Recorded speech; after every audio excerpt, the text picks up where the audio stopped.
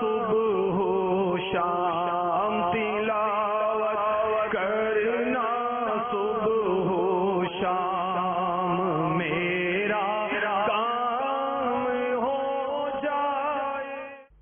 الحمدللہ رب العالمین والصلاة والسلام على سید الانبیاء والمرسلین اما بعد فاعوذ باللہ من الشیطان الرجیم بسم اللہ الرحمن الرحیم الصلاة والسلام علیک یا رسول اللہ وعلى آلك وأصحابك يا حبيب الله الصلاة والسلام عليك يا نبي الله وعلى آلك وأصحابك يا نور الله.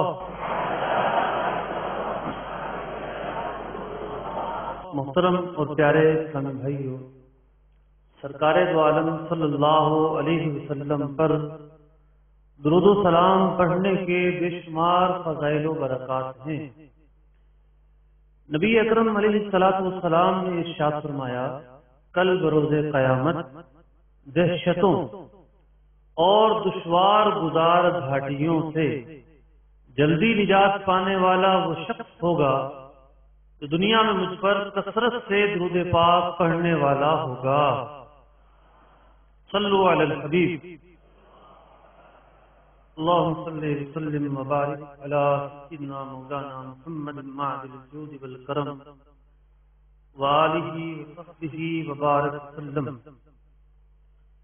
امام ترمذی رحمۃ اللہ تعالی علیہ جامع ترمذی میں یہ حدیث نقل کرتے ہیں، نبی اکرم علیہ السلام نے ارشاد فرمایا، ان اللہ ضرب مثلا صراطا مستقیما علی کنف الصراط داران. کہ اللہ رب العزت نے ایک مثال بیان فرمائی. سرکار دو عالم صلی اللہ علیہ وسلم ارشاد فرما رہے ہیں کہ اللہ کی طرف سے کچھ بات سمجھانے کے لیے ایک خاکہ اور ایک تمثیل بیان کی گئی. ایک سیدھا راستہ ہے، الطول سیدھا جا رہا ہے، اور اس راستے کے دونوں جانب دیواریں ہیں. لہما ابواب مفتحۃ، ان دیواروں پر جگہ جگہ دروازے ہیں. علی الابواب سطور، اور ان دروازوں پر پردے پڑے ہیں. وداع یدعو علی صراط علی رأس الصراط، اور ایک شخص اس سڑک کے کنارے کھڑے ہو کر لوگوں کو بلا رہا ہے کہ آؤ اس جانب آؤ. وداع یدعو فوقہ، اور ایک اور بلانے والا ہے جو بلاتا ہے. قرآن پاک کی آیت بھی ہے، واللہ یدعو الی دار السلام ویہدی من یشاء الی صراط مستقیم. کہ اللہ تمہیں سلامتی کی طرف بلاتا ہے اور تمہیں سیدھے راہ کی ہدایت دیتا ہے. نبی اکرم علیہ السلام ارشاد فرماتے ہیں، والابواب التي على کنف الصراط حدود اللہ، کہ جو سیدھا راستہ ہے اس کے ارد گرد جو حصار ہے، جو دیواریں ہیں، یہ اللہ کی طرف سے مقرر کردہ حدود ہیں. اس سیدھے راستے سے کوئی تجاوز نہ کر جائے، دیواریں لگا کر محصور کیا گیا ہے کہ کوئی بھٹک نہ جائے، کوئی اپنے راستے سے کہیں اور نہ چلا جائے. دیواریں بنائی ہوئی ہیں. فرمایا گیا فلا یقع احد فی حدود اللہ، اور اب ان دیواروں کے ساتھ دروازے بھی بنے ہوئے ہیں جہاں سے انٹریاں ہیں، لوگ اندر داخل ہو سکتے ہیں. تو اس راستے پر کب کوئی اندر آ سکتا ہے؟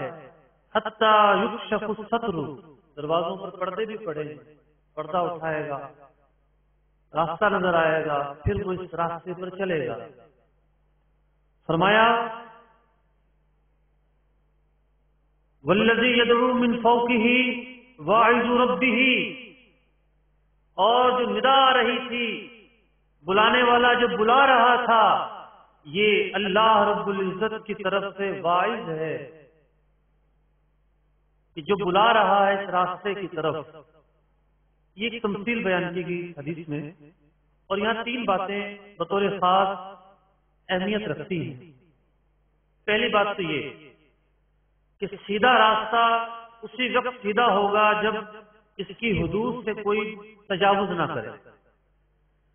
دوسری بات یہ کہ اس راستے پر آنے کے لیے پردے اٹھانے پڑیں گے، دروازے ہیں، دروازوں میں داخل ہونا پڑے گا. اور علم دین جو ہے وہ انکشاف کا نام ہے. علم کسے کہتے ہیں؟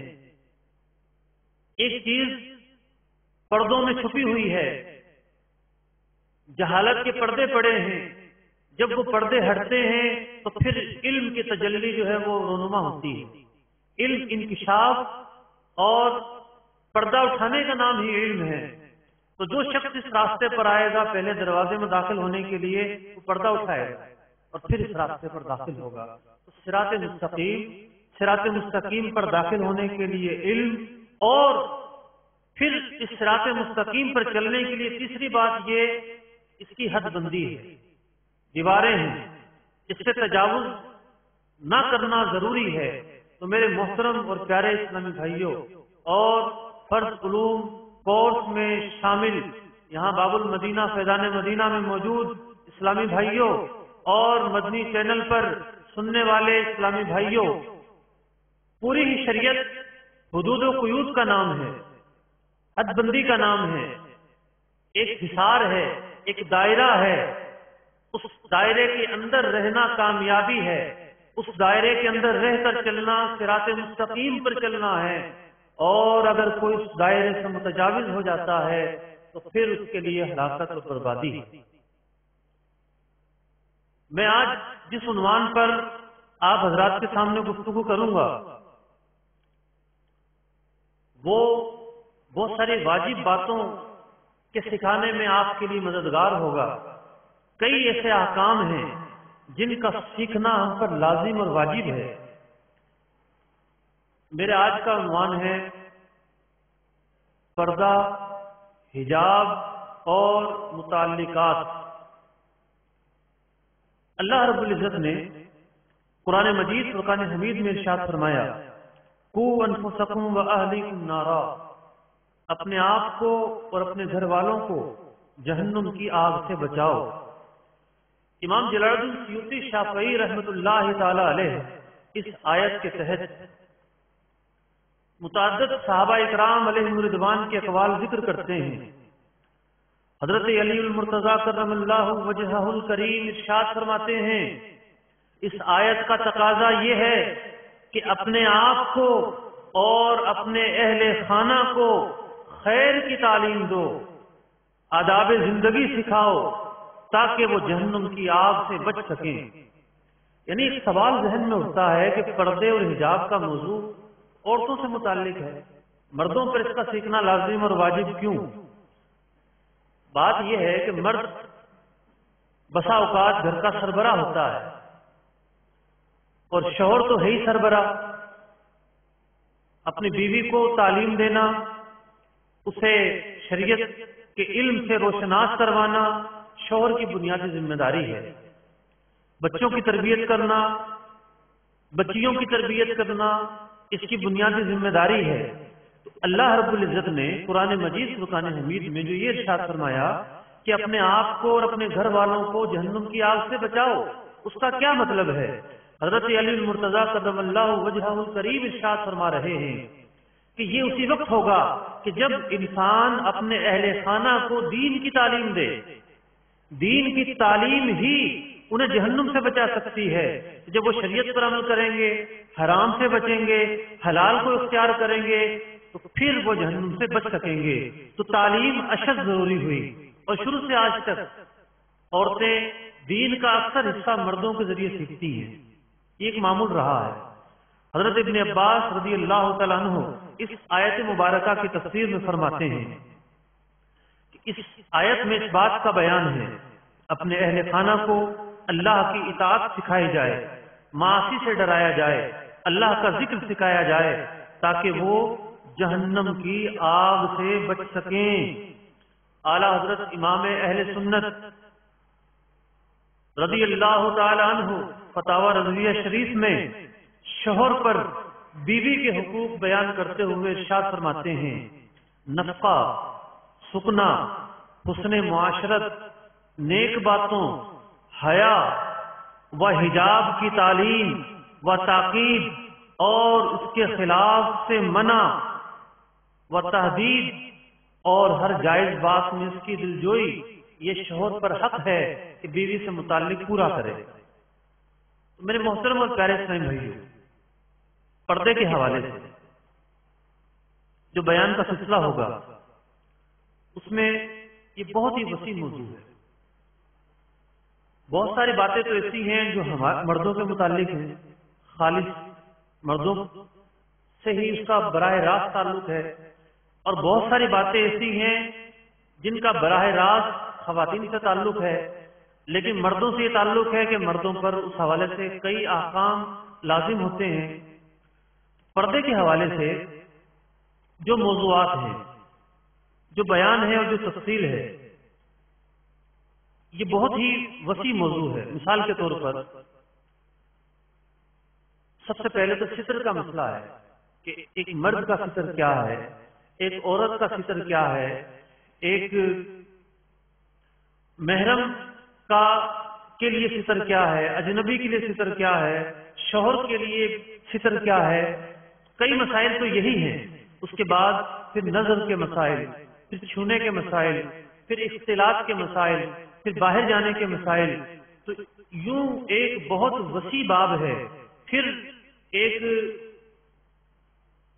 عصر حاضر میں جو پردے کے حوالے سے گفتگو کی جاتی ہے، ذہنوں میں جو اشکالات پیدا کیے جاتے ہیں، جو سوالات کریٹ کیے جاتے ہیں، ان کے جواب کے حوالے سے بھی بہت ساری باتیں جاننا ضروری ہے. تو ضروری باتیں میں اپنے عنوان کے ساتھ ساتھ عرض کرتا چلوں گا. سب سے پہلا عنوان آج کے اس موضوع کا وہ ہے ستر سے متعلق اہم باتیں. لکھتے چلے جائیے. ستر جسم کے اس حصے کو کہتے ہیں جس کا چھپانا ضروری ہے اور جس کا ظاہر کرنا جائز نہیں. یاد رکھیے کہ ستر سے متعلق دو طرح کے احکام ہیں: نماز کے اندر ستر اور نماز کے علاوہ ستر. لکھ لیجیے آپ کہ ستر کے دو طرح کے احکام ہیں، ایک نماز کے اندر اور ایک نماز کے علاوہ. مثال کے طور پر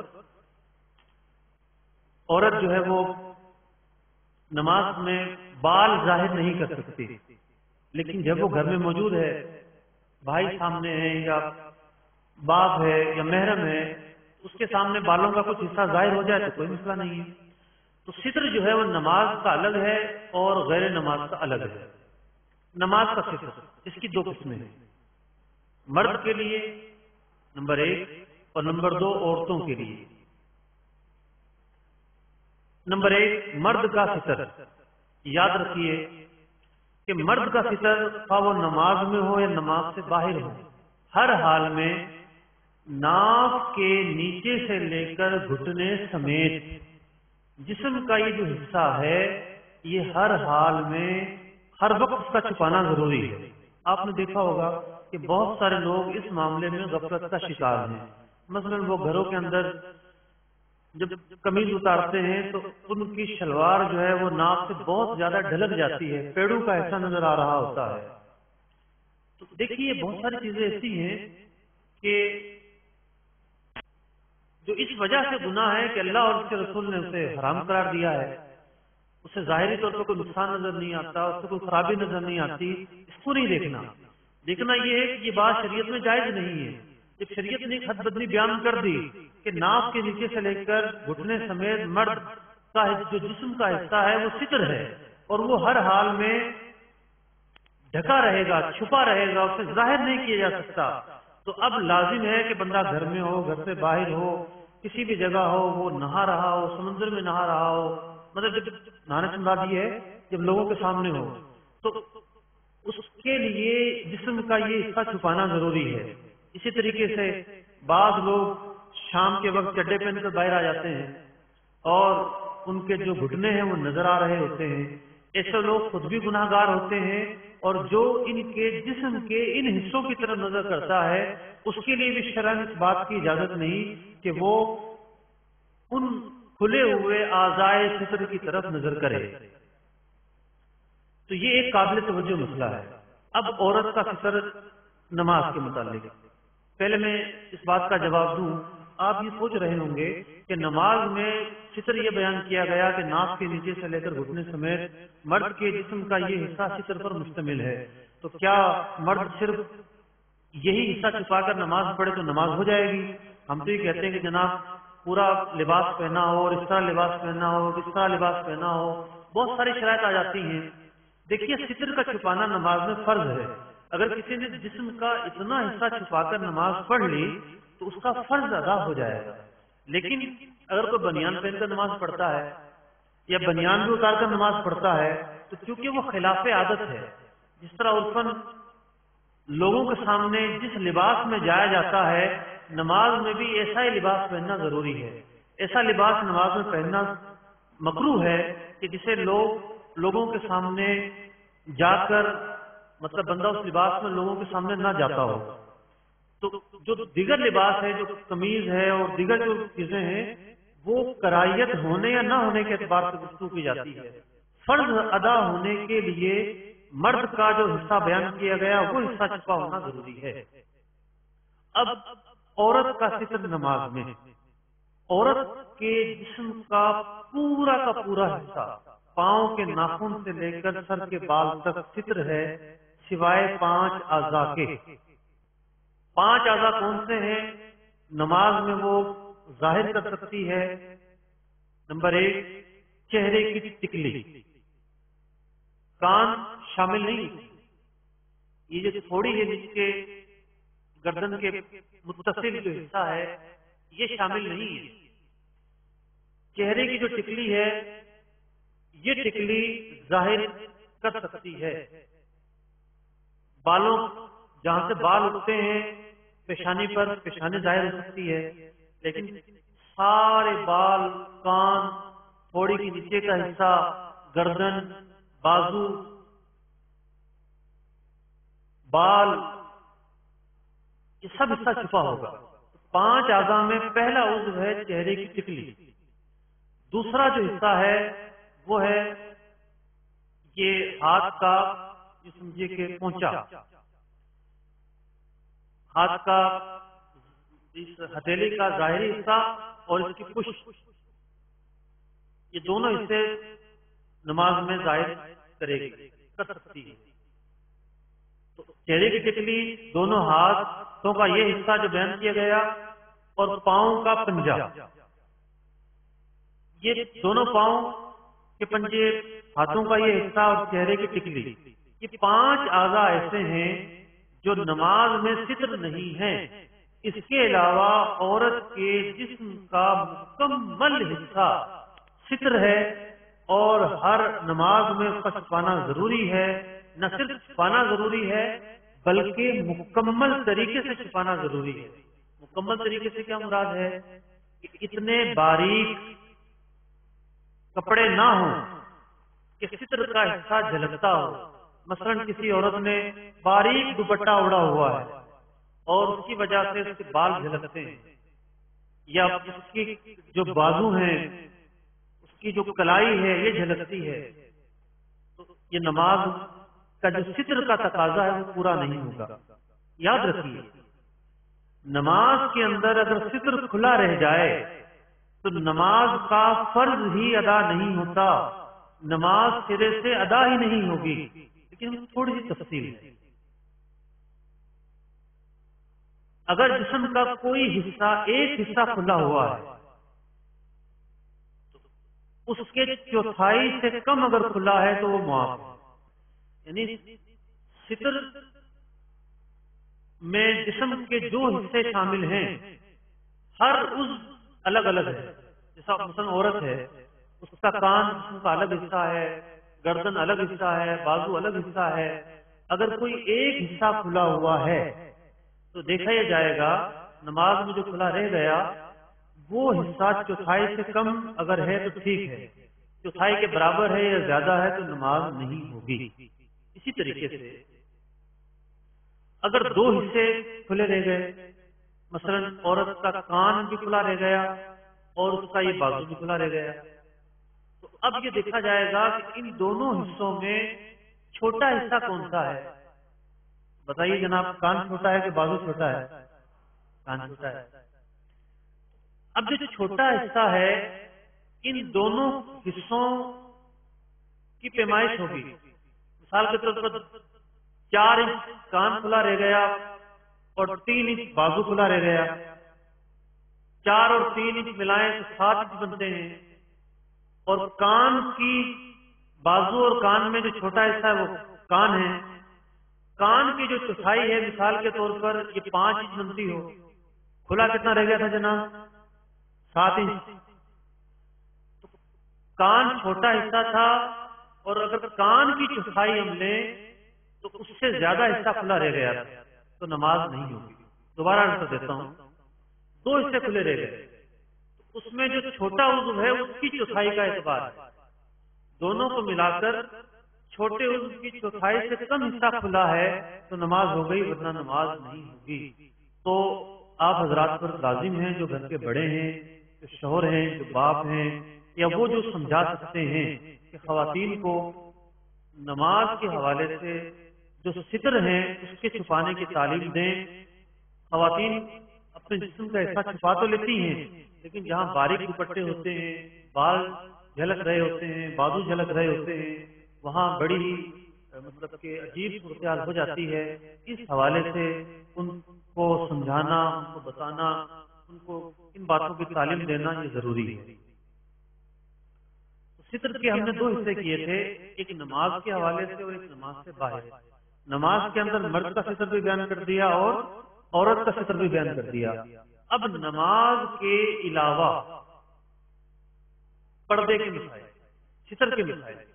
پردہ تو پورا الگ چیز ہو جاتی ہے، پہلے ہم ستر کو فوکس کر رہے ہیں. تو یاد رکھیے کہ نماز کے علاوہ جو ستر کے مسائل ہیں وہ 3 طرح کے ہیں. نمبر 1 مرد کا مرد کے لیے ستر. نمبر 2 عورت کا عورت کے لیے ستر. نمبر 3 عورت کا اجنبی مرد کے لیے ستر. مرد کا مرد کے لیے ستر آپ پہلے سن چکے کہ مرد کا جو ستر ہے ہر حال میں ناف کے نیچے سے لے کر گھٹنوں سمیت یہ ستر ہے. ایک مرد دوسرے مرد کی طرف نگاہ کر سکتا ہے مگر ان اعضاء کی طرف نہیں. ان اعضاء کو مرد بلا ضرورت شرعی کسی حالت میں نہیں کھول سکتا. عورت کا عورت کے لیے ستر، یہ دوسری قسم میں نے آپ کو لکھوائی. جو ستر مرد کا مرد کے لیے ہے وہی ستر ایک عورت کا دوسری عورت کے لیے.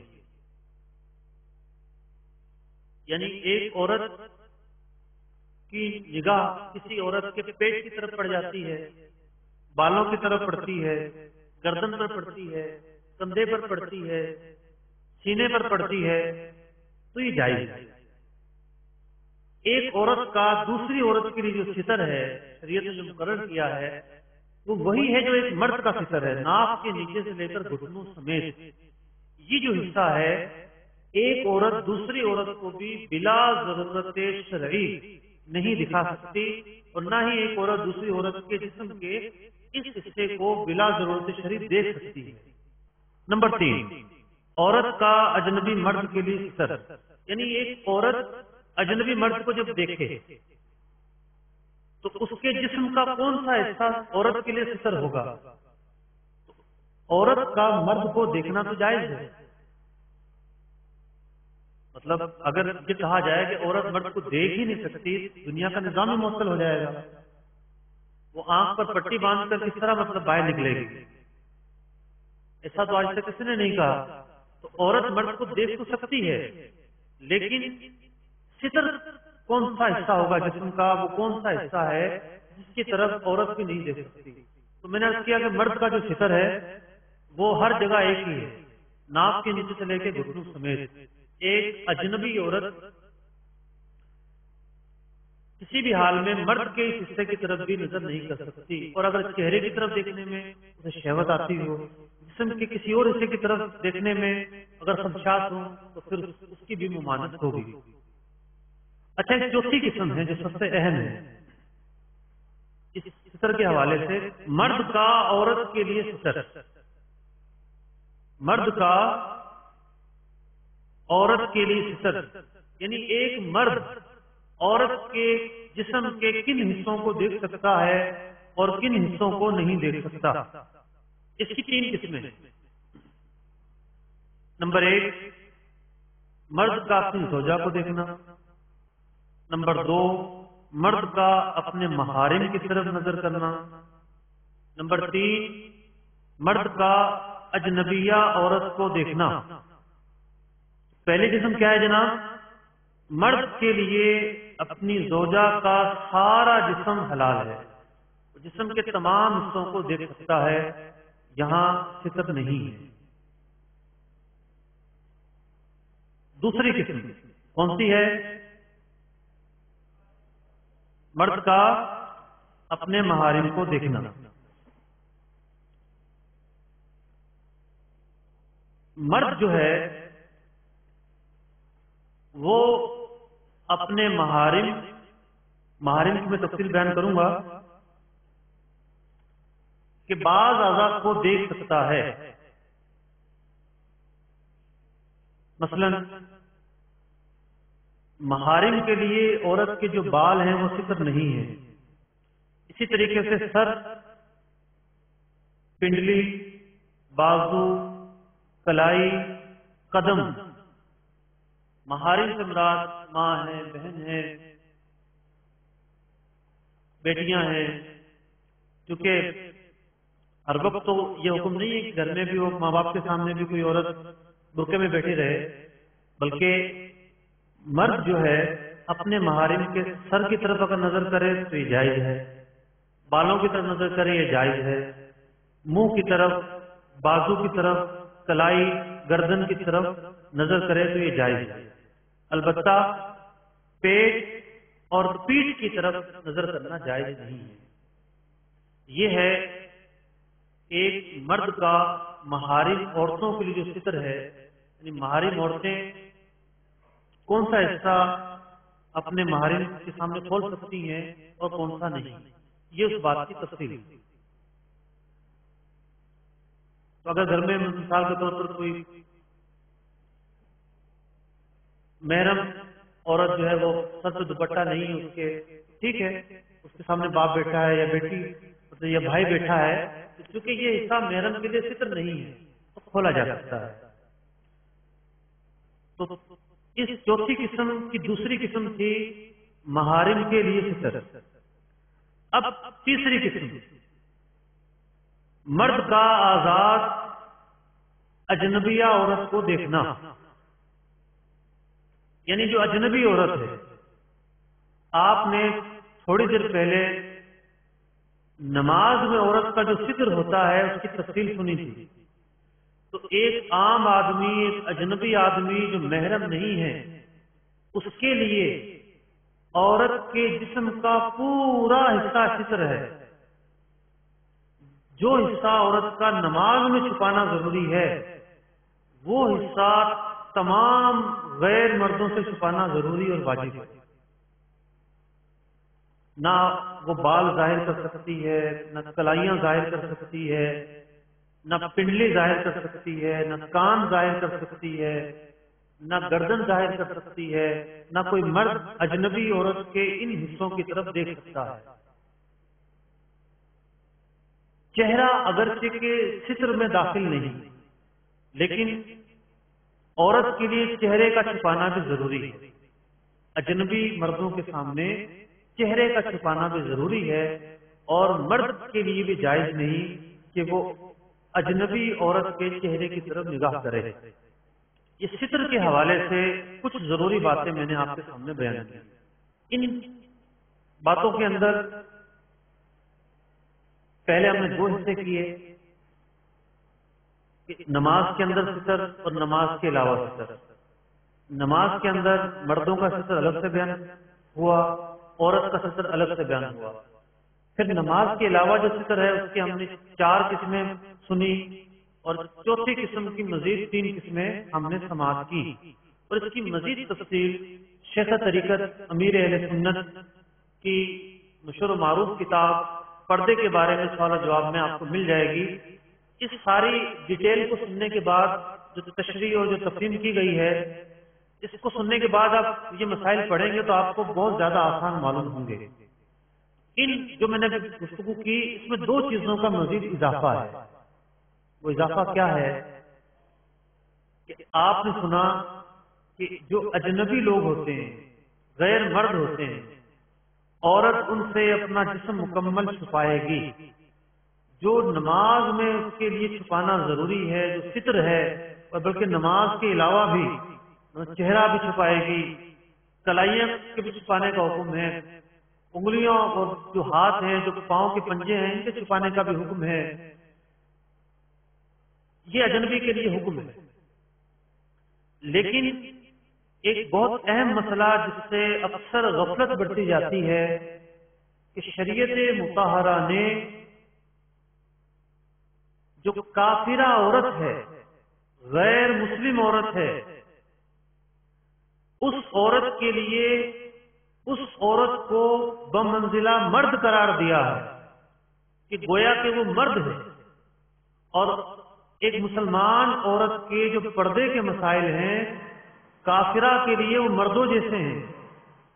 اللہ رب العزت نے سورہ نور آیت نمبر 31 میں جو پردے کے حکم کے حوالے سے تفصیل بیان کی، اس میں ایک بات یہ ہے او نسائہن کہ عورتیں اپنی زینت ظاہر کر سکتی ہیں اپنے محارم کے سامنے اور اپنی عورتوں کے سامنے۔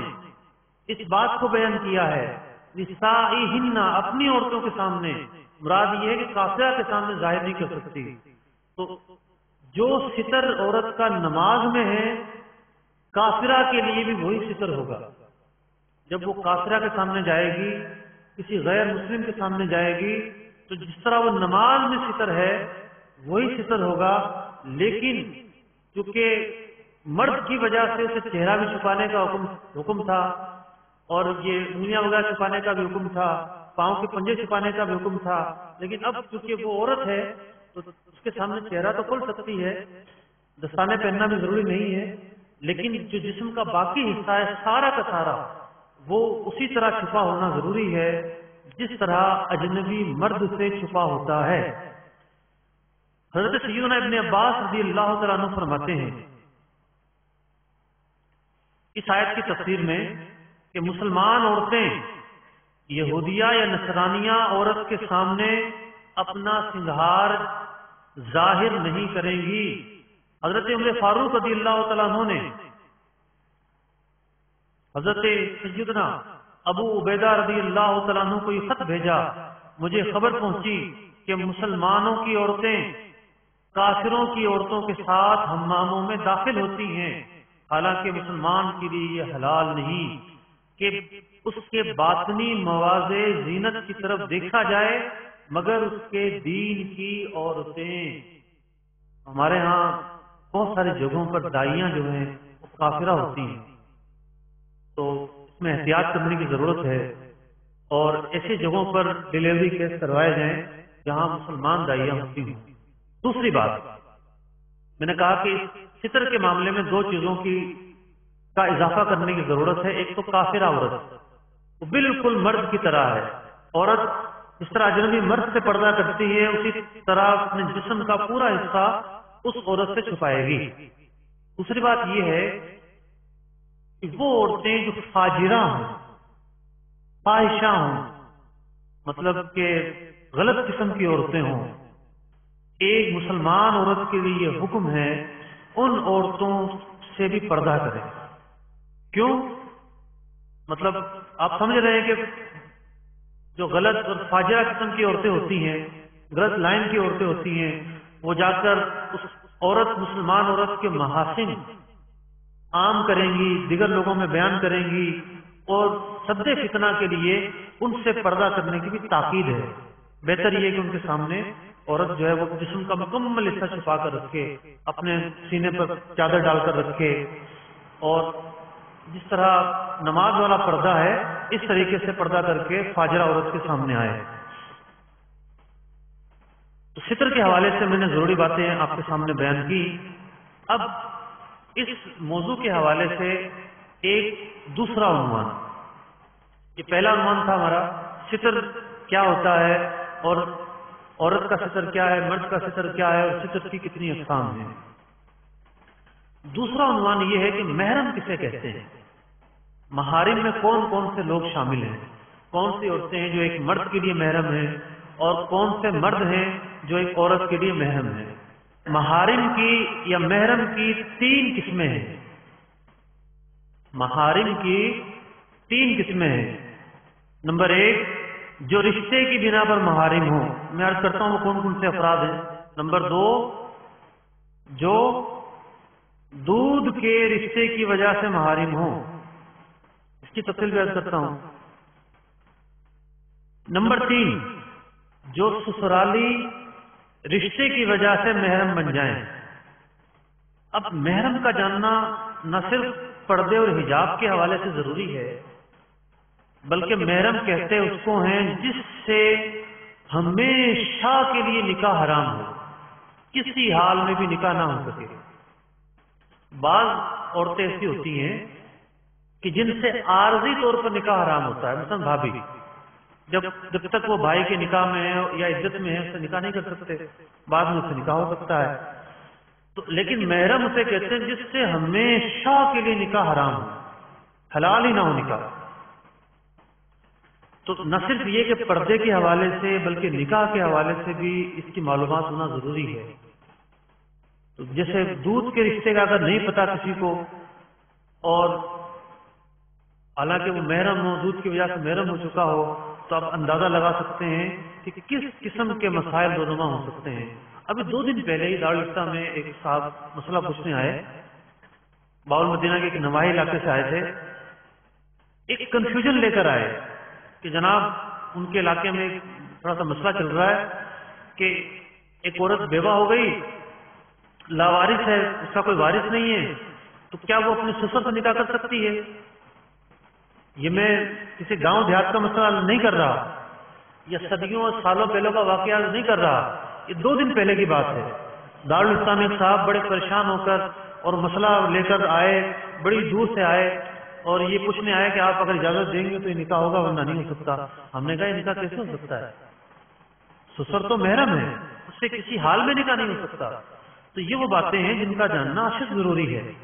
تو جو تیسری قسم ہے وہ ذرا آسان ہے، تو میں پہلے تیسری قسم کی تفصیل آپ کے سامنے بیان کروں گا. دیکھیے، وہ مطلب جب بندہ کسی سے رشتہ داری کرتا ہے جہاں اس کی شادی ہوتی ہے، تو شادی سے پہلے بسا اوقات کوئی رشتہ نہیں ہوتا.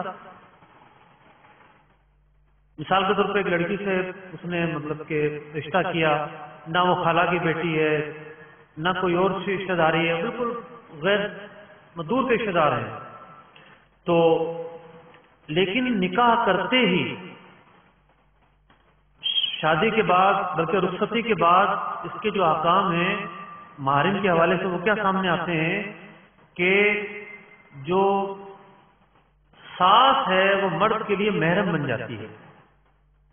ساس مرد کے لیے محرم بن جاتی ہے. اس نے نکاح کیا، ایک عورت اس کی زوجیت میں آ گئی، ستی بھی ہو گئی، ساس اس کی محرم بن گئی، ہمیشہ کے لیے اب یہ جو ساس ہے اس کی محرم ہے، کبھی کسی حال میں نکاح نہیں ہو سکتا۔ اب وہ جو بہو گھر میں بیاہ کر آئی، جو شوہر کا باپ ہے، سسر، وہ ہمیشہ کے لیے اس عورت کا محرم بن گیا، ہمیشہ کے لیے۔ اور یاد رکھیے، جس طرح یہ جو محرم ہونے کا رشتہ ہے، شادی کے بعد جو یہ محرم میں دو افراد کا اضافہ ہو جاتا ہے، مرد کے لیے ساس محرم بن گئی شادی سے پہلے اگرچہ کہ نہ ہو، اور عورت کے لیے سسر محرم بن گیا۔ یہ جو رشتہ ہے محرم بننے کا، نہ صرف نکاح اور شادی سے یہ رشتہ قائم ہوتا ہے، بلکہ معاذ اللہ ثم معاذ اللہ اگر کوئی شخص کسی عورت سے زنا کر لے تب بھی یہ دو طرف کے افراد حرام ہو جائیں گے۔ کسی مرد نے اللہ نہ کرے کسی عورت سے بدکاری کی، اس عورت کی جو ماں ہے وہ ہمیشہ کے لیے اس پر حرام ہو گئی، اور اس عورت کے لیے اس شخص کا جو باپ ہے وہ ہمیشہ کے لیے حرام ہو گیا۔ اسی طریقے سے ایک کتابوں میں باب ہے حرمت مصاہرت، حرمت مصاہرت، شادی شدہ افراد کے لیے اس کا پڑھنا بھی بے حد ضروری ہے۔ یعنی میرا یہ موضوع تو نہیں ہے، میں اس کی ڈیٹیل میں تو نہیں جاؤں گا، لیکن ایک مسئلہ بتائے بغیر چلا جانا یہ بہتر نہیں ہوگا کہ یہ تو وہ گفتگو تھی نا کہ جو افراد اجنبی تھے، ان سے کوئی تعلق ہی نہیں تھا، جیسے بھی ماں ہے، ایک تعلق ہے، دودھ پلایا ہے، بہن ہے، بیٹی ہے، رشتہ داری ہے، لیکن وہ افراد جو بالکل غیر تھے نکاح کے بعد محرم بن گئے، ساس اور سسر، مطلب بیوی کے لیے سسر اور شوہر کے لیے ساس۔ لیکن ایک چیز ایسی بھی ہے کہ جو اگر پائی جائے تو وہ حلال کو حرام کر دیتی ہے، حلال کو حرام کر دیتی ہے۔ مثال کے طور پر شوہر اٹھا اور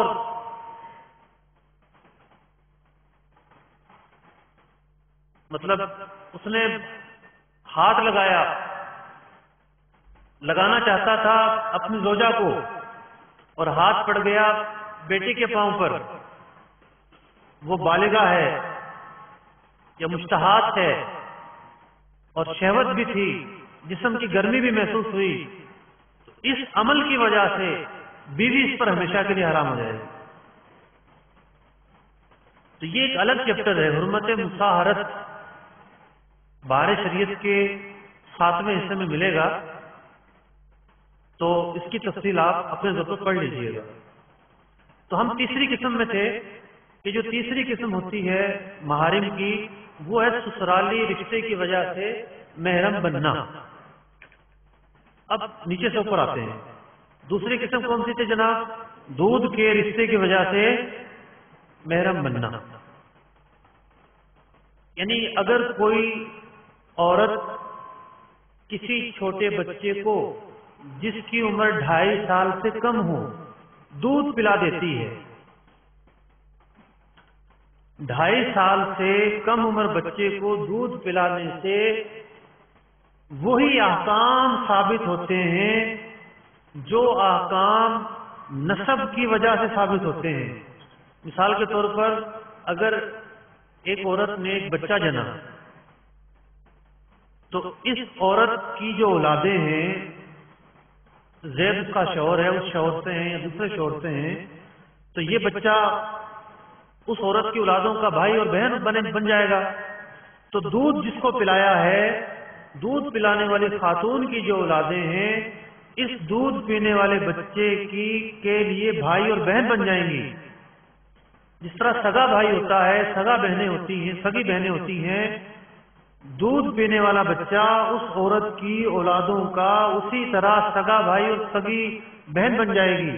یعنی اگر وہ بچہ تھا تو عورتوں کے لیے سگا بھائی کی طرح ہو گیا، اگر وہ بچی تھی تو اس عورت کی اولاد کے لیے سگی بہن کی طرح ہو گئی.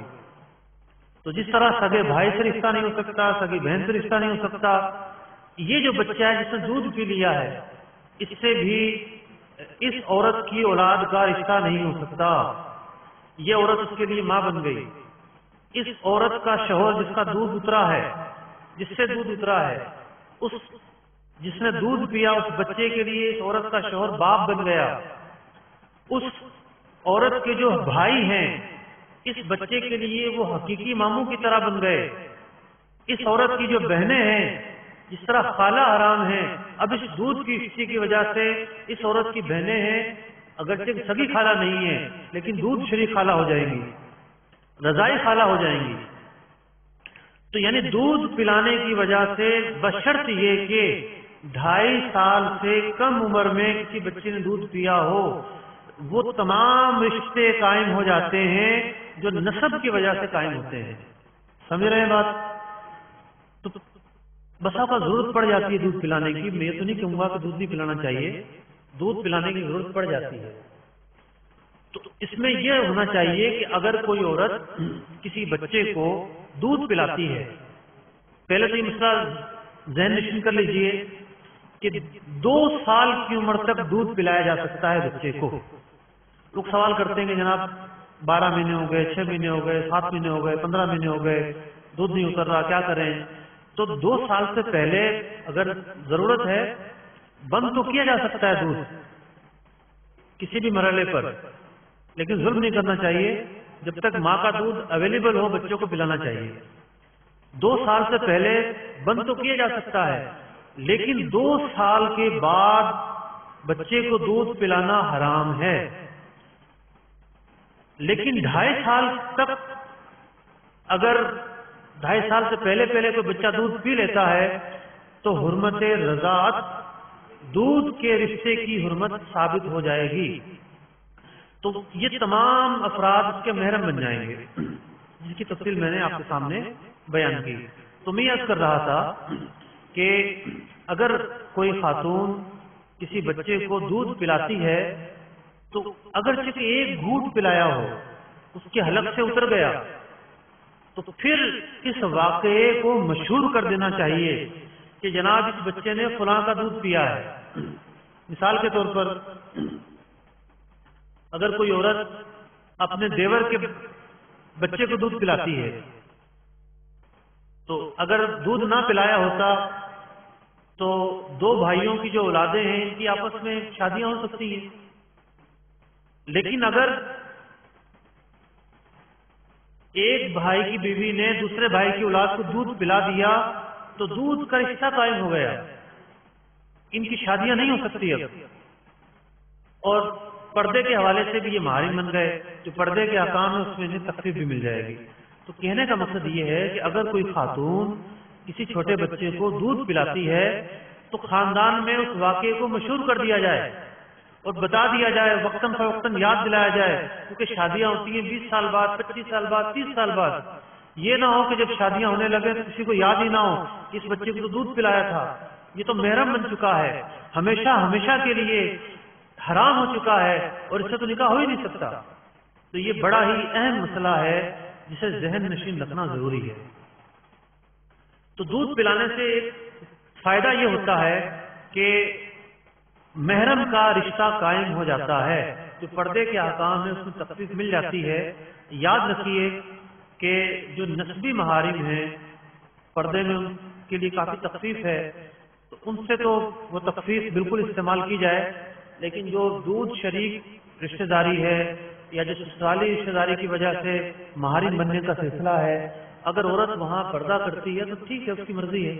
مثلا کوئی دودھ شریک بھائی ہے، وہ جوان ہو گیا، عورت اس کے سامنے نہیں جانا چاہتی، اچھی بات ہے، احتیاط کرتی ہے تو ٹھیک ہے. سسر ہے، سسر سے عورت پردہ کرنا چاہتی ہے، ٹھیک ہے، کر سکتی ہے. اگر وہ نہیں کرتی تو رخصت ہے، جو محارم کے لیے مطلب حدود بندی ہے اس کے اندر رہ کر. لیکن اگر وہ کرنا چاہتی ہے تو اچھی بات ہے، افضل ہے. یہ تو میں ایک ضابطہ آپ کو لکھوا رہا ہوں، ایک اصول، تھوڑا سا مشکل ہے لیکن جب پورا ہوگا تو انشاءاللہ آپ سمجھ جائیں گے کہ کون کون سے جو ہے رشتہ دار جو ہیں وہ محرم ہوتے ہیں، یعنی خونی جو رشتہ ہے، خونی رشتے کی وجہ سے کون کون سے افراد محرم ہوتے ہیں۔ 4 طرح کے افراد محرم ہوتے ہیں۔ نمبر 1، اصل شخص اصل کہتے ہیں جڑ کو، اور یہاں اصل سے مراد ہے کہ انسان کے اوپر جو افراد ہیں، یعنی کسی سے پوچھا جائے آپ کس کے بیٹے ہیں تو وہ بتائے گا میں زید کا بیٹا ہوں۔ زید کس کا بیٹا ہے؟ وہ بکر کا بیٹا ہے۔ آپ انسان کی جو اصل ہے وہ 2 افراد ہوتے ہیں، ماں اور باپ۔ ماں اور باپ یہ ہر انسان کی اصل ہے۔ تو یوں اوپر تک جتنے بھی افراد ہوں یہ سارے کیا ہیں؟ یعنی انسان جن کا تخم ہے یہ وہ افراد ہیں، یہ سارے محارم ہیں۔ باپ، ماں، دادا، دادی، پردادا، پردادی، اوپر تک ماں کی طرف سے نانا، نانی، پڑنانا، پڑنانی، ان کے بھی والدین زندہ ہوں، یہ سارے رشتے دار پہلے کیٹیگری میں۔ اس کیٹیگری کا نام کیا ہے؟ اصل شخص۔ یہ افراد ہیں، یہ محارم ہیں۔ اب دوسری قسم لکھیے، جزء باپ۔ جزء باپ، جز کہتے ہیں پارٹ کو، پارٹ، حصہ۔ جزء باپ یعنی باپ کی اولادیں۔ باپ کی اولادوں میں کون شامل ہوتے ہیں؟ مطلب کسی سے پوچھا جائے کہ جناب آپ کے باپ کی اولاد کون ہے تو کہے گا میرا بھائی، میری بہن، یہ میرے باپ کی اولاد ہیں۔ کتنے اصناف بنے؟ 2، بھائی اور بہن۔ نیچے تک باپ کی اولاد کون؟ بیٹا، جو کسی کا بھائی بنے گا۔ تو اب اس بھائی کی جو اولادیں ہیں ان میں کون افراد آئیں گے؟ بھائی کی اولادوں میں کون سے افراد آئیں گے؟ بھتیجا اور بھتیجیاں۔ تو یہ بھتیجے اور بھتیجیاں بھی باپ ہی کی اولاد ہیں، باپ سے بیٹا اور بیٹے سے مزید اولادیں۔ تو باپ کی جو اولادیں ہیں نیچے تک، باپ کی اولاد، اولاد کی اولاد، یہ سارے افراد محرم ہوں گے۔ یہ سارے افراد محرم ہوں گے۔ پردے کے حوالے سے، نکاح کے حوالے سے انہیں سامنے رکھنا ضروری ہے۔ تیسری قسم، جزء شخص۔ جزء شخص، یہ تو باپ کی اولاد تھی نا، بھائی باپ کی اولاد، بہن باپ کی اولاد، پھر بھتیجے بھتیجیاں، بھانجے بھانجیاں، یہ سب کس کی اولاد تھی؟ باپ کی۔ اور انسان کی اپنے اجزاء، اپنے جو مطلب کہ اولادیں ہیں، ان میں کون آئے گا؟ 2 ہی افراد آئیں گے، بیٹا اور بیٹی۔ لیکن نیچے تک بیٹے کی اولاد کیا کہلائے گی؟ پوتا، پوتی، پڑ پوتا، پڑ پوتی۔ اور بیٹی کی اولاد کیا کہلائے گی؟ نواسا، نواسی۔ یہ ساری کی ساری جزء شخص، یعنی کسی شخص کے جو اپنے جز ہیں، اپنی جو اولادیں ہیں، یہ سارے محارم بنے۔ کتنی اقسام ہوگی جناب؟ 3۔ چوتھی ہے جزء دادا۔ چچا جو ہے یہ کس کی اولاد ہے؟ دادے کی اولاد ہے۔ چچا تو مرد ہے نا، تو دادے کی جو اولاد عورت ہے اس کا کیا نام ہے؟ دادے کی اولاد میں جو عورت ہے اس کا کیا نام ہوگا؟ پھپھی۔ تو چچا اور پھپھی یہ کیا ہیں؟ دادے کی اولاد ہیں۔ تو دادے کی جو اولاد ہیں یہ بھی محارم ہیں۔ پھر اس کی کچھ تفصیل بھی ہے، اب یہ بہت ہی ابتدائی اجتماع ہے، وہ تفصیلیں بیان نہیں کی جا سکتی۔ تو یہ جو افراد ہیں یہ محارم ہیں۔ تو مزید تفصیل جو ہے بہار شریعت کے 7ویں حصے میں آپ حضرات کو مل جائیں گے۔ اب میں آتا ہوں تیسرے عنوان کی طرف، پردے اور حجاب کے حوالے سے تیسرا عنوان۔ اب تک ہم نے کتنے عنوان پر گفتگو کی ہے؟ پہلا عنوان کون سا تھا؟ ستر، دوسرا محارم، تیسرا اہم عنوان ہے جس کا براہ راست تعلق مردوں سے ہے، وہ ہے قرآن حدیث نے ہمیں بہت سارے احکامات دیے ہیں اور بہت ساری باتوں سے منع کیا ہے۔ جو احکامات دیے ان پر عمل کرنے کی ضرورت ہوتی ہے، اور جن سے منع کیا ہے ان سے رک جانے کی ضرورت ہوتی ہے۔ تو شریعت مطہرہ نے عورتوں کو بے پردگی سے روکا اور مردوں کو یہ حکم دیا کہ وہ اپنی استطاعت کے مطابق عورتوں کو بے پردگی کرنے سے روکیں۔ دو حکم ہیں عورتوں کے لیے، یہ کہ وہ اجنبیوں کے سامنے ستر ظاہر نہ کریں، بے پردگی نہ کریں، وہ ساری باتیں جو اجنبیوں سے منع ہیں۔ مثلا اجنبی کسی عورت کے جسم کے حصے کو مس نہیں کر سکتا، عورت جو ہے وہ اپنا جو سر ہے، یاد رکھیے عورت کی آواز بھی عورت ہے، اس سے مراد ہے عورت کا جو نغمہ ہے، مطلب ضرورت کے وقت عورت گفتگو تو کر سکتی ہے، آواز سے مراد گفتگو نہیں ہے، آواز سے مراد ہے سر، ترنم۔ عورت کے لیے یہ حلال نہیں ہے کہ وہ اپنا ترنم مردوں میں بیان کرے، یعنی وہ کوئی نعت پڑھے، کوئی نغمہ پڑھے، کوئی مطلب کہ ترنم میں کوئی چیز پڑھے، یہ اس کو کسی عورت کو اجازت نہیں ہے۔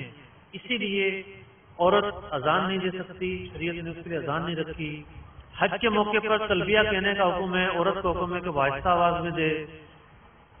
تو عورت کو تمام ایکٹیویٹیز جو ہیں وہ آہستہ ہی کرنی ہیں، بلکہ جو جائز معاملات ہیں وہ بیان کرنا عورت بیان کر سکتی ہے، لیکن اس کو بھی جو ہے وہ اس طرح کیا جائے کہ مردوں میں اس کی آواز نہ جائے۔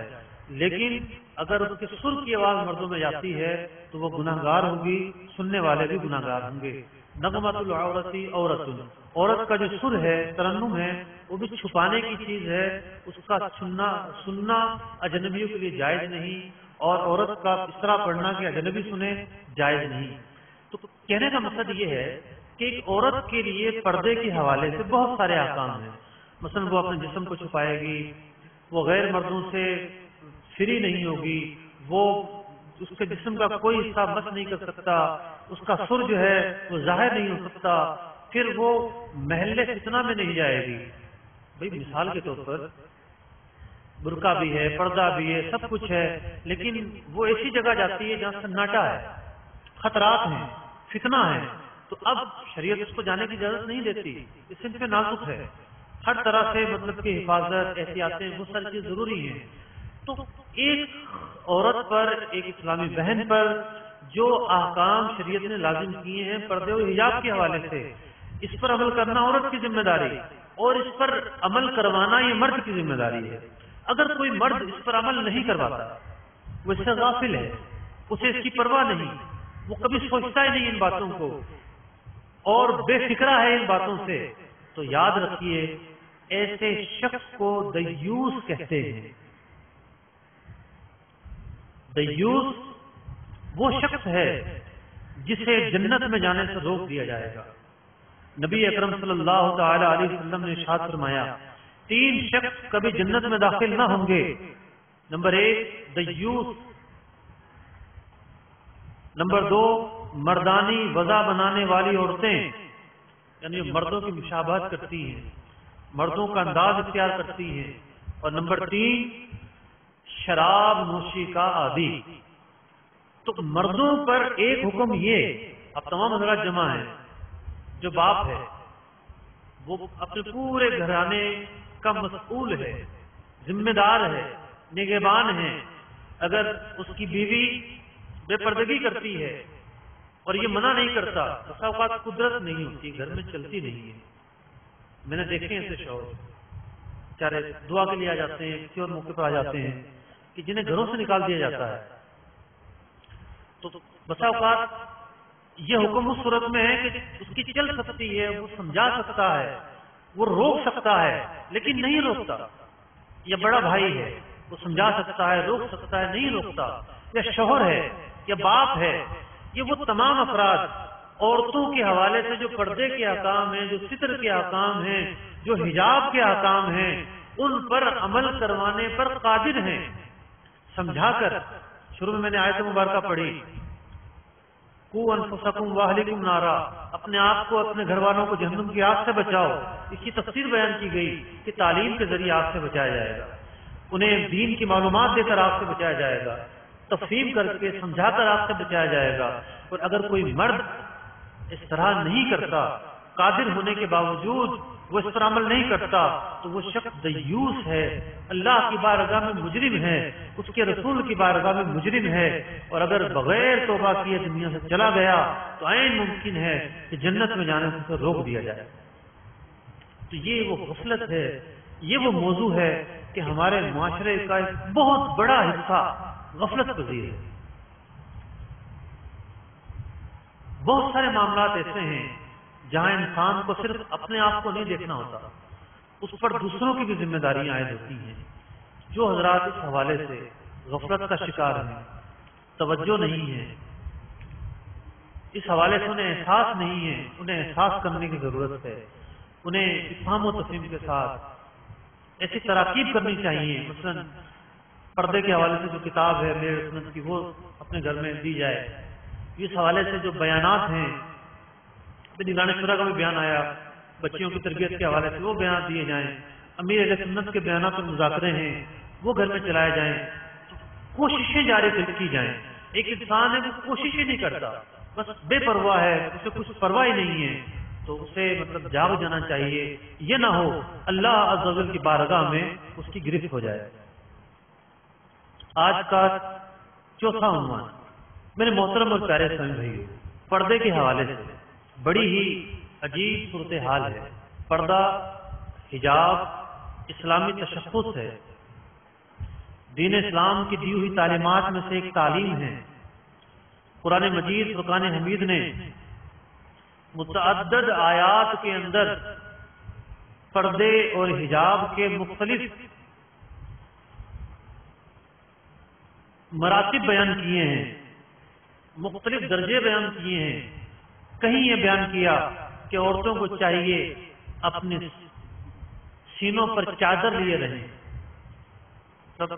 دوپٹہ تو وہ اوڑھے ہوگی، لباس تو اس نے پورا پہنا ہوگا، لیکن پھر بھی اسے تاکید کی گئی کہ اپنے سینے پر چادر بھی لے لے، تاکہ جو جسمانی اعضاء ہیں وہ مکمل طور پر چھپ سکیں۔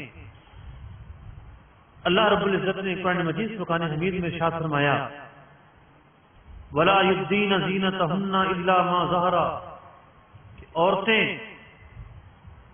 اپنے جسم کا حصہ ظاہر نہیں کر سکتی سوائے اس کے جو زینت کی جگہ ہے، سوائے اس کے میں دو تفسیریں ہیں۔ ایک یہ ہے کہ مثال کے طور پر عورت گھر میں ہے، اس کے نام محرم بھی ہیں، دیور وغیرہ بھی ہیں، اب وہ اس نے گھونگھٹ بھی کر لیا لیکن لباس نظر آ رہا ہے، تو اب لباس کا جو نظر آنا ہے یا گھر میں، اس کی اجازت ہے۔ الا ما ظہر منہا، اگر وہ اعضائے فطر کو چھپا لیے، چہرہ بھی چھپا لیا چلیں، لیکن لباس نظر آتا ہے تو اس کی اجازت ہے۔ دوسری تفسیر یہ ہے کہ اس آیت کے اندر عورت کے پورے جسم کو چھپانے کا حکم دیا گیا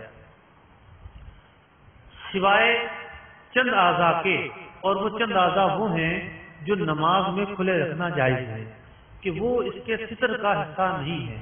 لیکن علماء نے عصر حاضر میں، آج کل کے زمانے میں، کیونکہ صدیوں پہلے یہ حکم دیا کہ غیر مردوں کے سامنے جانے پر عورتیں ان اعضاء کو بھی چھپائیں۔ یہ قرآن مجید فرقان حمید کا ایک حکم جو چھپانے کے حوالے سے، پردے کے حوالے سے تھا۔ دوسرا حکم وَقَرْنَا فِي بُيُوتِكُنَّ، کہ اپنے گھروں میں ٹھہری رہیں۔ قرآن مجید فرقان حمید نے بلا ضرورت عورت کو باہر نکلنے سے بھی منع کیا۔ ضرورت کی جگہ ہیں، مثلا وہ ان مواقع پر جانا چاہتی ہے جہاں شرعی تقاضوں کے ساتھ علم دین سکھایا جاتا ہے، دینی اجتماع ہے، جیسے اپنے محارم کے یہاں جانا چاہتی ہے یا ایسی کسی تقریب میں اپنے شوہر کی اجازت سے جانا چاہتی ہے جہاں پردے کا پورا اہتمام ہے، یوں سمجھیے کہ صرف پردہ اور برقع ہی نہیں، دین اسلام نے اس کے باہر نکلنے پر بھی رکاوٹیں قائم کی ہیں کہ وہ بڑی احتیاط سے باہر نکلے، سوچ سمجھ کر نکلے کہ اس کو نکلنا چاہیے یا نکلنا نہیں چاہیے، ضرورت ہے یا نہیں، جہاں وہ جائے گی وہاں بے پردگی تو نہیں ہوگی۔ اسی طریقے سے قرآن مجید فرقان حمید کی بہت ساری آیات اور بھی ہیں جس میں پردے کے حوالے سے بہت ساری صورتیں بیان کی گئیں۔ میرے محترم اور پیارے اسلامی بھائیوں، آج طرح طرح کے لوگ آ کر مختلف فورم پر کوئی اپنے قلم کے ذریعے، کوئی اپنے زبان و بیان کے ذریعے مطلب لوگوں میں ایک عجیب و غریب کنفیوژن پیدا کرتے ہیں، عجیب و غریب سوچ پیدا کرتے ہیں، چونکہ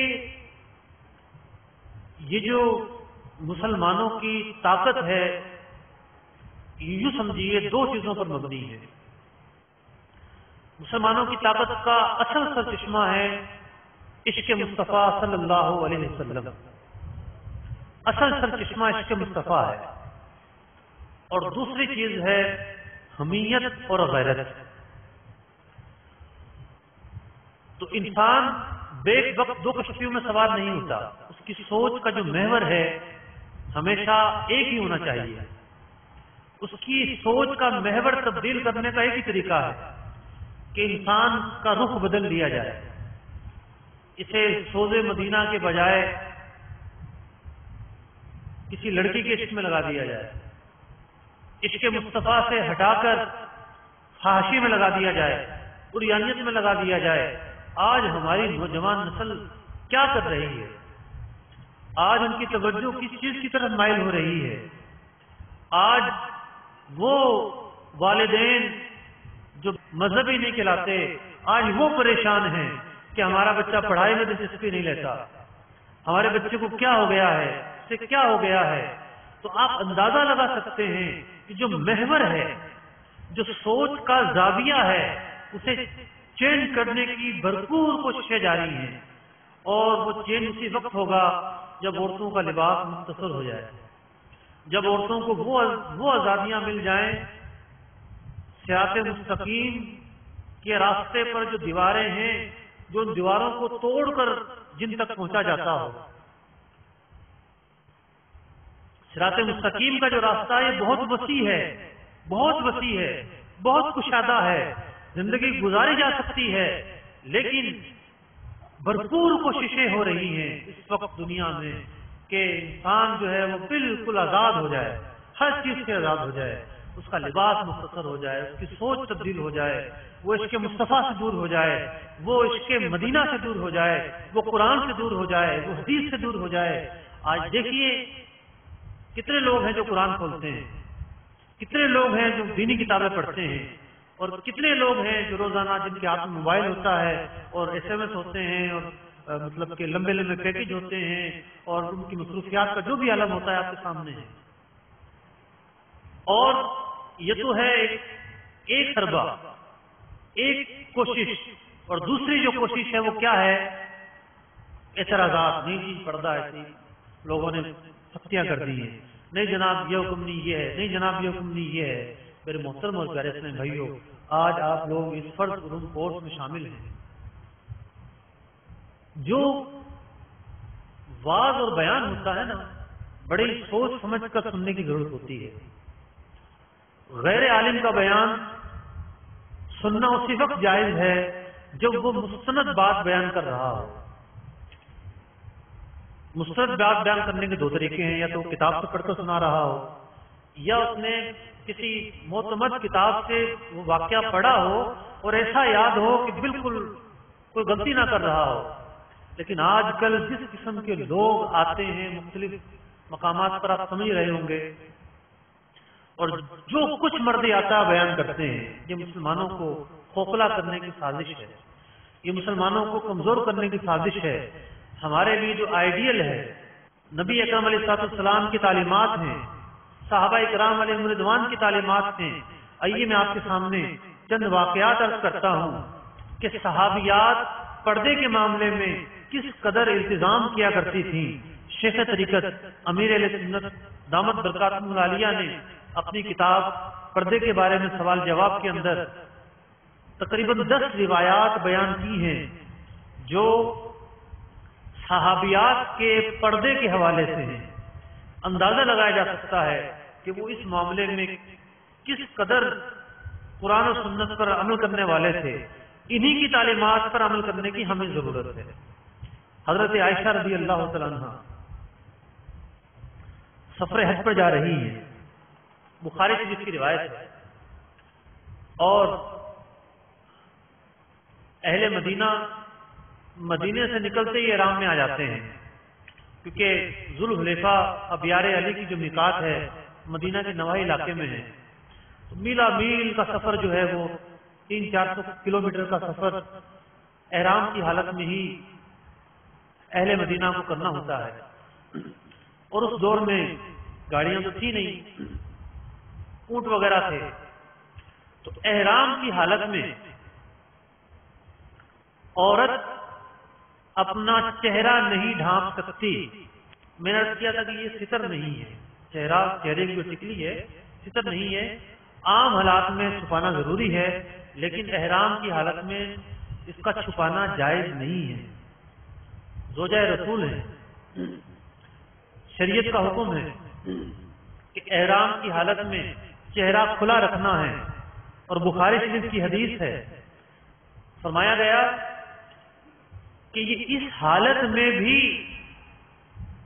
سر چھپانے کی بات نہیں ہو رہی، گردن چھپانے کی بات نہیں ہو رہی، چہرہ چھپانے کی بات ہو رہی ہے کہ احرام کی حالت میں جب کوئی حج یا عمرے کے لیے جا رہا ہو مکہ مکرمہ، احرام کی حالت میں ہو، چہرہ عورت کھلا رکھے گی۔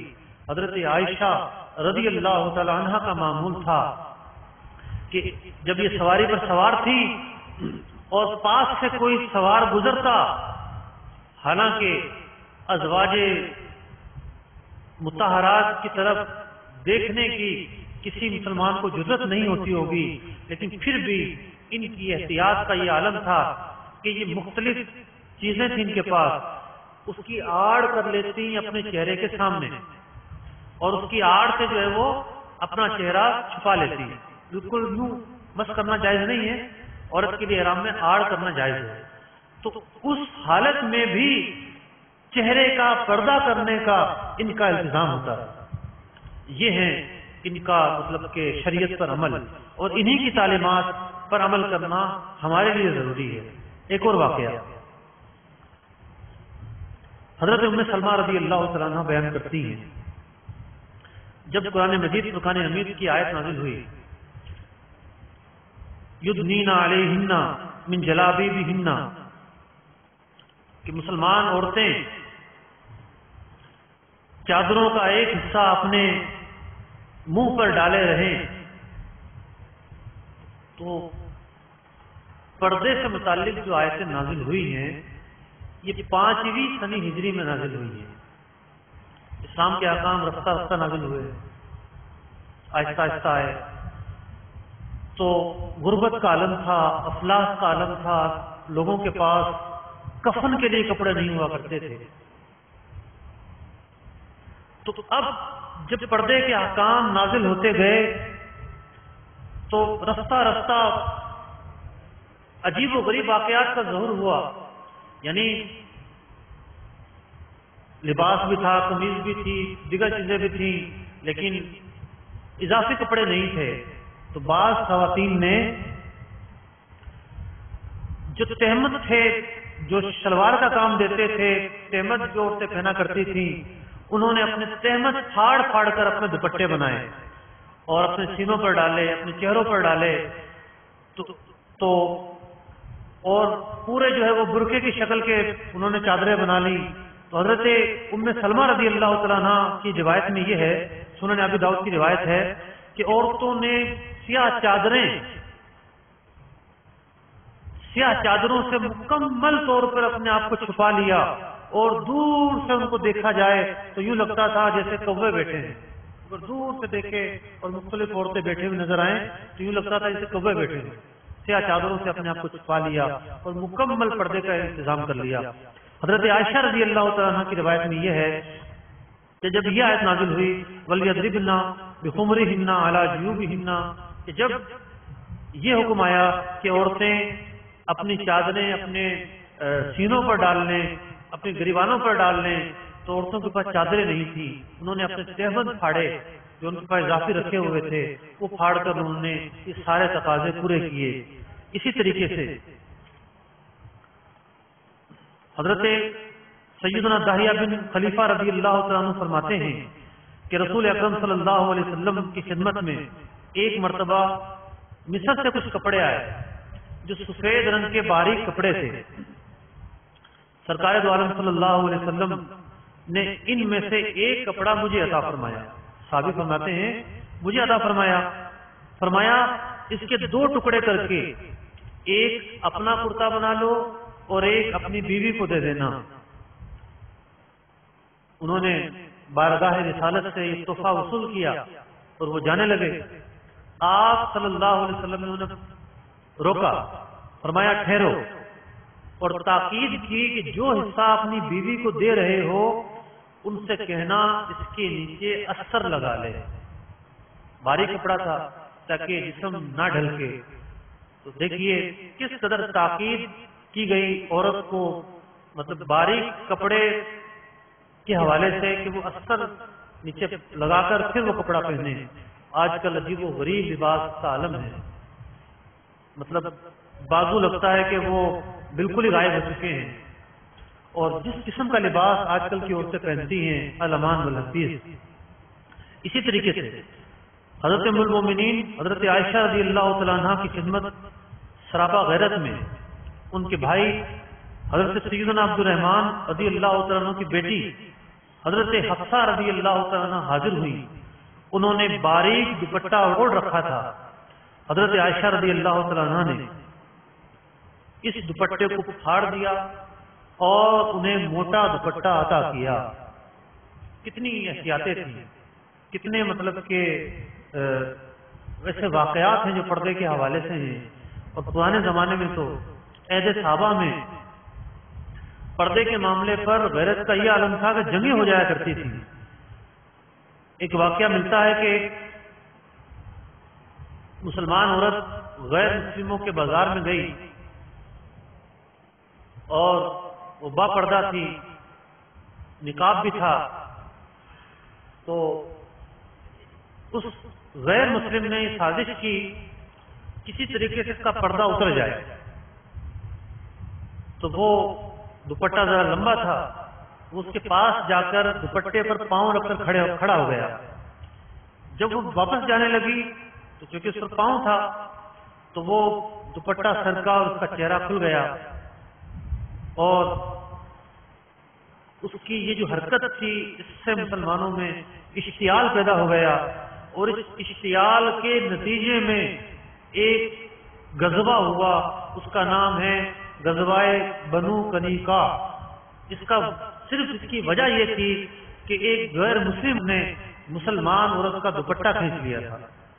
جنگ ہو گئی اس پر.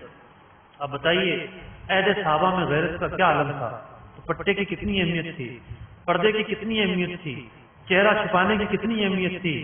تو اللہ تبارک و تعالی ہمیں ان تمام باتوں کے حوالے سے شریعت مطہرہ پر عمل کرنے کی توفیق عطا فرمائے. میرے محترم اور پیارے اسلامی بھائیو، یہ باب بڑا وسیع ہے اور اسی باب کا ایک عنوان یہ بھی ہے کہ عورتوں کا بغیر محارم کے سفر کرنا.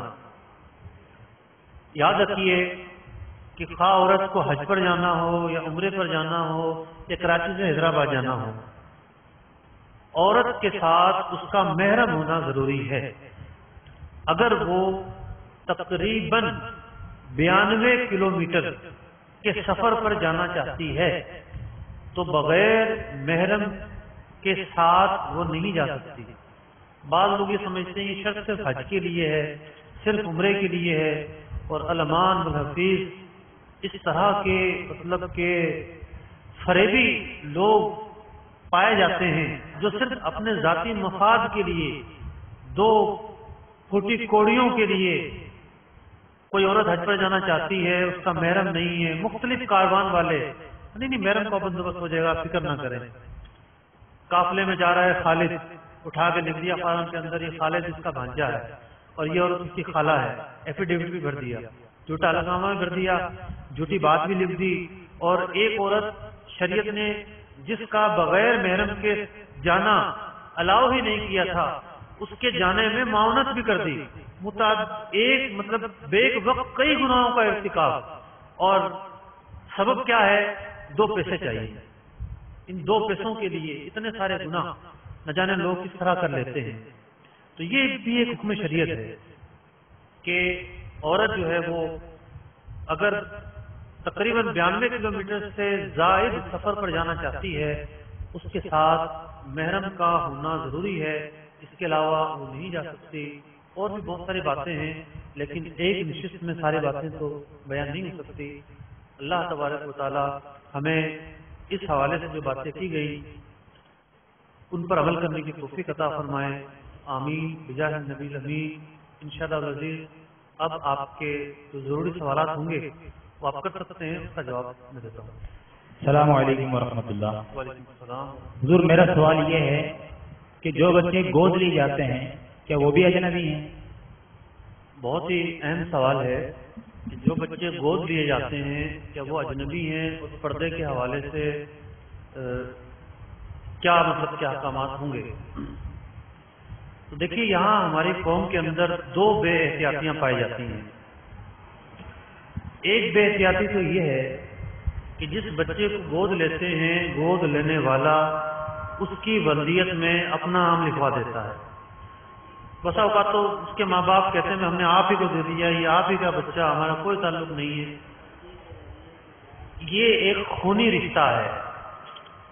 بچے کا جو حقیقی باپ ہے اس کے باپ ہونے کے رشتے کو کوئی ختم نہیں کر سکتا،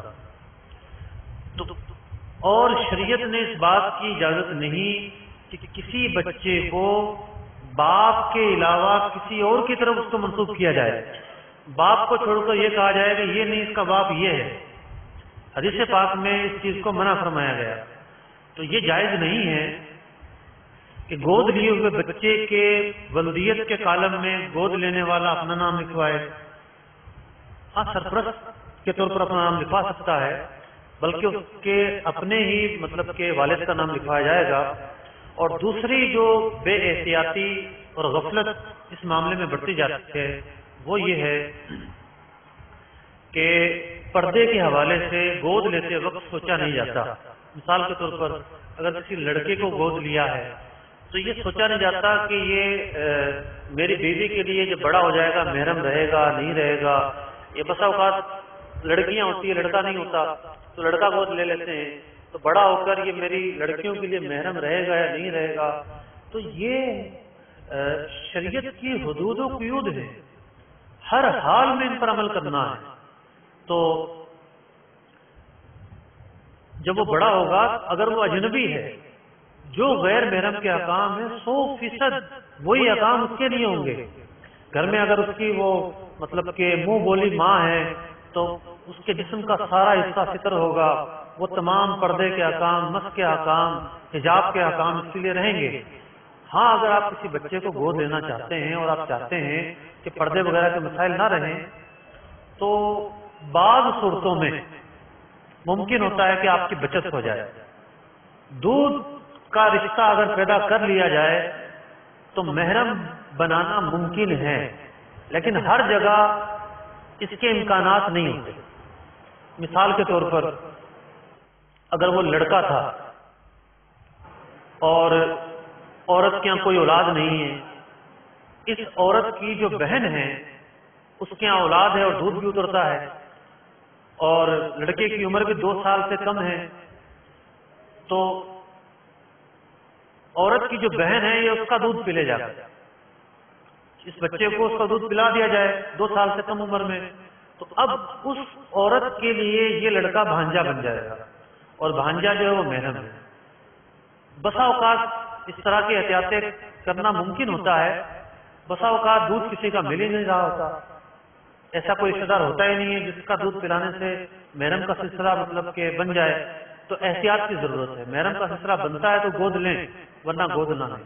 السلام علیکم ورحمۃ اللہ وبرکاتہ۔ وعلیکم السلام ورحمۃ اللہ۔ میرا سوال یہ ہے کہ کنگھی کے ذریعے جو بال جدا ہوں کیا ان کا چھپانا بھی ضروری ہے؟ دیکھیں، ستر کا مطلب ہے چھپانے کی چیز، ہر حال میں چھپانے کی چیز۔ تو جو ستر کے حصے پر بال ہوں، جیسے عورت کے سر کے بال، تو اگر یہ سر سے جدا ہو جائیں، جب بھی مردوں کے سامنے، غیر مردوں کے سامنے ان کا ظاہر کرنا جائز نہیں ہے۔ اس مسئلے کو امیر اہل سنت نے اپنی کتاب میں بھی بیان فرمایا ہے۔ السلام علیکم ورحمۃ اللہ۔ وعلیکم السلام ورحمۃ اللہ۔ کیا عورت کی آواز بھی عورت ہے؟ اس کی وضاحت۔ دیکھیے، عورت کی جو گفتگو ہے وہ تو عورت نہیں ہے۔ عورت کو کسی حاجت کی بنا پر دکان پر جانا ہے، گفتگو کرنی ہے، یا گھر پر کوئی آ گیا، دروازے کے پیچھے کھڑے ہو کر پوچھنا ہے جناب آپ کون ہیں، کس سے ملنا ہے۔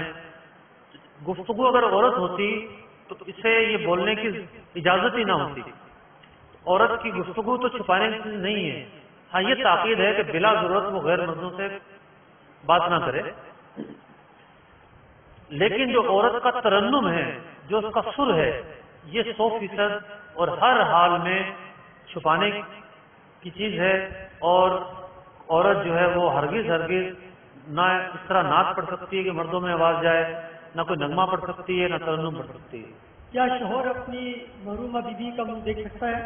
اسی طرح بیوی اپنے محروم شوہر کا منہ دیکھ سکتی ہے؟ شوہر جو ہے وہ اپنے مرحومہ بیوی کا منہ دیکھ سکتا ہے، قبر میں بھی اتار سکتا ہے، کندھا بھی دے سکتا ہے۔ یہ غلط فہمی ہے جو لوگوں میں پائی جاتی ہے۔ السلام علیکم ورحمۃ اللہ وبرکاتہ۔ وعلیکم السلام ورحمۃ اللہ۔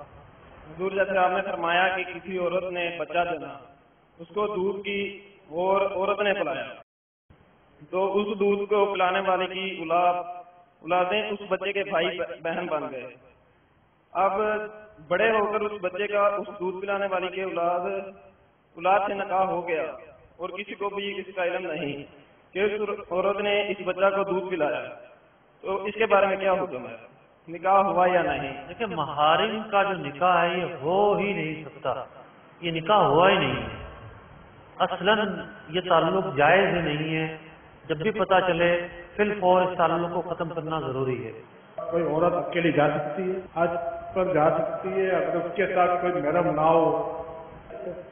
اگر عورت حج پر بغیر محرم کے اکیلے جاتی ہے یا عمرے پر جاتی ہے، ہر قدم پر اس کے لیے گناہ لکھا جائے گا، ہرگز نہیں جا سکتا۔ السلام علیکم۔ وعلیکم السلام۔ حاجی، عورت مزارات پر محرم کے ساتھ پردے کے ساتھ جا سکتی ہے؟ عورتوں کا مزارات پر جانا، عورتوں کا قبرستان جانا، شریعت نے عورتوں کو ان سے روکا ہے۔ عورتوں کو مزارات یا قبروں پر جانا منع ہے، اس کی ہرگز اجازت نہیں ہے۔ السلام علیکم۔ وعلیکم السلام۔ حضور یہ ارشاد فرمائے کہ اگر کوئی بچہ اپنی نانی کا دودھ پی لے تو اب ماموں اور پھوپھی کی اولاد کے لیے پر کیا؟ نانی کا دودھ پی لے، نانی کا دودھ پینے سے جو ماموں ہیں وہ اس کے بھائی بن گئے، ٹھیک، اور بھائی کی جو اولادیں ہیں وہ بھتیجے اور بھتیجیاں بن گئی، ٹھیک ہے، تو اب ماموں کی اولاد سے نکاح اس کا جائز نہیں ہوگا۔ السلام علیکم ورحمۃ اللہ وبرکاتہ۔ وعلیکم حضور السلام۔ اس بارے میں ارشاد فرمائیے کہ اگر عورت کا کوئی محارم ہی نہ ہو اور وہ لمبا یعنی طویل سفر کرنا چاہتی ہو تو اس کے بارے میں کیا حکم ہے؟ شرعاً عورت کو اس بات کی اجازت نہیں ہے کہ وہ 92 کلومیٹر سے زائد سفر تنہا اختیار کرے، احادیث میں اس کی ممانعت کی گئی ہے۔ صبر کرے۔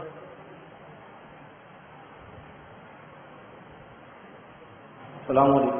وعلیکم السلام۔ جس طرح آپ نے فرمایا کہ اگر کوئی عورت کسی بچے کو گود لینا چاہتی ہے تو ہو سکے تو وہ اس کو اپنا محرم بنا لے، اس طرح کہ اپنی کسی بہن وغیرہ کا اس کو دودھ پلا دے، وغیرہ نہیں، اپنی بہن کا دودھ پلا دے۔ اب اگر اس عورت کو اپنی اولاد بھی ہو جاتی ہے تو اب ان دونوں اولادوں کے درمیان کیا رشتہ محرم کا ہوگا یا نہیں ہوگا؟ اصل میں بہن بھائی کا رشتہ تو نہیں ہو سکتا، یہ جو عورت ہے اس کا بھانجا بنا ہے، ٹھیک ہے نا۔ باقی یہ جو عورت کی اولادیں ہیں ان کے لیے وہ غیر محرم رہے گا۔ تو دوسرا سوال یہ ہے کہ جس طرح ایک عورت غیر مسلم ہے تو اس کا پردہ مسلمانوں سے کیا ہے یا نہیں ہے؟ یعنی غیر مسلم عورت کو دیکھ سکتے ہیں یہ پوچھ رہے ہیں؟ نہیں دیکھ سکتے۔ جو شریعت نے جس چیز کو فحاشی قرار دیا ہے، جس کو عریانیت قرار دیا ہے، وہ ہر جگہ فحاشی ہے، ہر جگہ عریانیت ہے۔ ایک بندہ مسلمان کو دیکھے یا کافر عورت کو دیکھے، ہر موقع پر اس کو فحاشی ہی کہا جائے۔ السلام علیکم۔ حضور یہ ارشاد فرمائیے کہ چچا زاد، ماموں زاد، خالہ زاد، یہ جو بہن بھائی یا کزن ہوتے ہیں، ان کا پردہ جائز ہے؟ ان کا پردہ ضروری ہے، محرم نہیں ہے نا، یہ چچا زاد محرم نہیں ہوتا، ماموں زاد بھی محرم نہیں ہوتا، ان سے نکاح بھی ہو سکتا ہے، تو ان کا پردہ جو ہے وہ ضروری ہے۔ السلام علیکم۔ وعلیکم السلام۔ میرے 6 بیٹے ہیں، مگر جو سب سے چھوٹا بیٹا ہے نا، اس کی ممانی کا دودھ پیا ہے نا اس نے، تو میں بقایا کسی بچے کی اس کی ممانی کے بچے سے شادی کر سکتا ہوں؟ ایک بچے نے صرف چھوٹے بچے نے نا دودھ پیا ہے نا اس کی ممانی کا، اس نے دودھ پیا ہے، صرف اسی کا رشتہ ممانی کے بچوں سے اور ممانی سے الگ سے قائم ہوا ہے، ٹھیک ہے نا۔